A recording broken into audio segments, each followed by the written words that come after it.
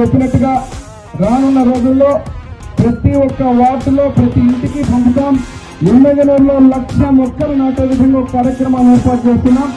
ఆ 1,00,000 మొక్కలు green patch పెంచాలా, పరిసరాల పరిశుభ్రత కొరకు ప్రతిరోజు కొంత సమయం కేటాయిస్తారని నా వంతు కృషిగా ఆంధ్రప్రదేశ్లో స్వచ్ఛాంధ్రప్రదేశ్గా తీర్చిదిద్దేటట్టుగా నా వంతు కృషి చేస్తానని ప్రమాణం చేస్తున్నాను.